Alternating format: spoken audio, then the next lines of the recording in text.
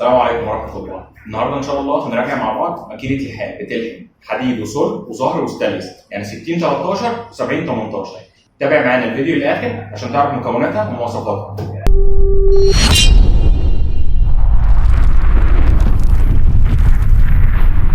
ماكينة اللحام اللي معانا النهارده بتيجي من توكيل رونكس.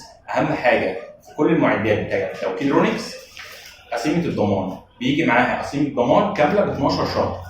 بنعمل نسختين، نسخه بتبقى مع البايع ونسخه مع المشتري، نسخه مع البايع ونسخه مع المشتري. الضمان ده بيشمل عيوب الصناعه وقطع الغيار والصيانه. كل معدات الكهرباء اللي بتيجي من توكيل رونكس بيجي معاها شهاده الضمان دي. هلاتي، شناير، صواريخ، مكن لحام، اي حاجه من توكيل رونكس بيجي معاها شهاده الضمان دي. طيب المكنه اللي معانا النهارده دي قدره 200 امبير، بس 200 امبير فعلي. ليه؟ 200 امبير فعلي لان المكنه دي بتلحم معايا 70 18. كل المكن اللي بيلحم 70 18 بيبدا من اول 250 امبير وطالع. المكنه دي 200 امبير بتلحم معايا 70 18 من غير اي مشاكل خالص. المكنه دي ليها 4 مميزات بيميزوها عن كل المكن اللي في الفئه بتاعتها في السوق كله، وكمان في الفئه الاعلى منها. اول حاجه بتلحم معايا 70 18 من غير اي مشاكل. تاني حاجه بتلحم معايا 60 13 لحد سلك 5 مللي. المكنه امبير فعلي، هي مكنه ليها مرجع، ان لو انا حصل معايا اي مشكله في المكنه دي وانا بستخدمها، محتاج قطعه غيار، محتاج مكثف، محتاج ترانزستور، محتاج اي حاجه، المكنه ليها مرجع، يعني ضمان سنه كامله اقدر ان انا ارجع له واتواصل معاه واحل اي مشكله عنده واصين المكنه في اي وقت انا عايزه. نيجي بقى لمميزات المكنه. اول حاجه في المكنه دي الترانزستور بتاعها اسمه اي جي بي تي. يعني ايه اي جي بي تي؟ عشان في ناس كتير قوي بتسال عليه. الاي جي بي تي اختصار لكلمه بالانجليزي اسمها انسوليتد جيت بايبولار ترانزستور، حاجه احنا مش محتاجينها دلوقتي، بس اللي انت محتاج تعرفه عن الاي جي بي تي ان هو ترانزستور متطور، واخد امكانياته من 2 ترانزستور، البي ان بي والموسفيت، واخد المميزات اللي هنا والمميزات اللي هنا. الاي جي بي تي بيشتغل تحت ترددات تيار عاليه جدا. في اصدارات من الاي جي بي تي ممكن تشتغل معايا لحد 1000 فولت. وكل الماكينات الحديثه دلوقتي شغاله معايا بالاي جي بي تي. ده رقم واحد. رقم اثنين، المكنه دي واخده شهاده الايزو 9001، شهاده المسؤوله عن جوده مكونات الماكينه. تابع معايا الفيديو للاخر عشان ان شاء الله في اخر الفيديو اوريك المكنه وهي شغاله بتاعتي 70 18 و 60 13 من غير اي مشاكل خالص. مروحه التبريد بتاعتها قويه جدا، بتخلي المكنه تشتغل فترات طويله جدا من غير ما تفصل ومن غير ما تسخن ومن غير ما يجرى لها اي مشاكل خالص. خلينا كده نسمع صوتها عامل ازاي.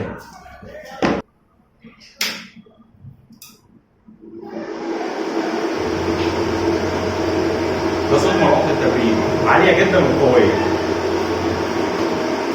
مفتاح الامبير اشتغل معايا من 0 لحد 200 امبير بالمنظر ده. المكنه دي الخارج بتاعها من 10 امبير لحد 200 امبير.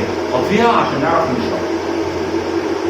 المكنه دي تيار مستمر، بنقول عليها دي سي، بتدخل التيار اي سي وبتحوله لتيار مستمر عشان يديني جهد شغل اكبر والحام مستمر من غير اي مشاكل خالص. المكنه بتشتغل على 220 فولت، الكهرباء العاديه الفيشه اللي زي دي 15% اوفر 15% لسه، يعني لو التيار عالي 15% ما يجراش حاجه، ولو قل عن 15% برضه ما يحصلش حاجه. المهم ان هو ما يعلاش عن الرقم دوت.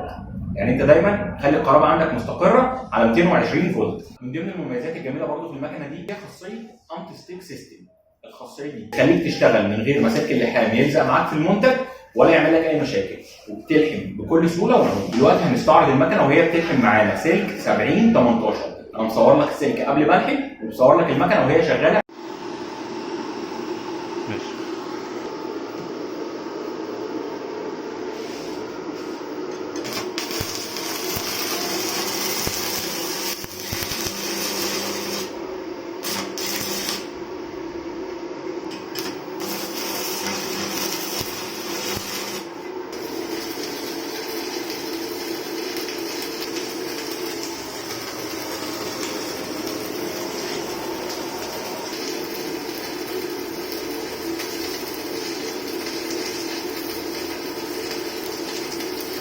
دلوقتي المكنه وهي بتلحم ال 60 13 4 مللي على اقل امبير. في الطبيعي المكنه بتحتاج 120 امبير، من 100 ل 120 امبير عشان تلحم. المكنه على 100 امبير واقل من 100 امبير بتلحم معايا ال 4 مللي 60 13.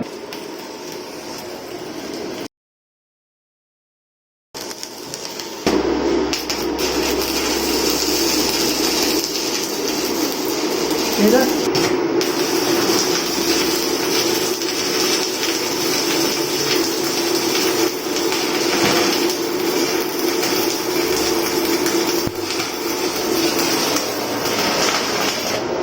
ولا اي حاجه. جالي عن المكنه ديت وعن مكن تاني مجموعه اسئله بسيطه كده، خلينا نجاوب عليها واحده واحده عشان نعرف بالظبط احنا احتياجاتنا في اللحام، وما نيجي نشتري افضل مكنه تناسب احتياجاتنا. هل المكنه دي ممكن تشتغل على مولد؟ تشتغل على مولد عادي. كل مكنه بتحتاج رقم معين من الكيلو فولت عشان يشغلها. على سبيل المثال المكنه دي 200 امبير محتاجه 6 كيلو فولت و2 عشان تشتغل. مولد قدرته 6 كيلو يشغل المكنه دي من غير مشاكل. في مكن تاني بيشتغل على 10 كيلو 15 كيلو وهكذا. اهم سؤال بيجي لي عن المكنه دي، هل المكنه دي بتلحم الومنيوم؟ المكنه دي ما بتلحمش الومنيوم. ليه؟ المكنه دي بتشتغل تيار مستمر دي سي.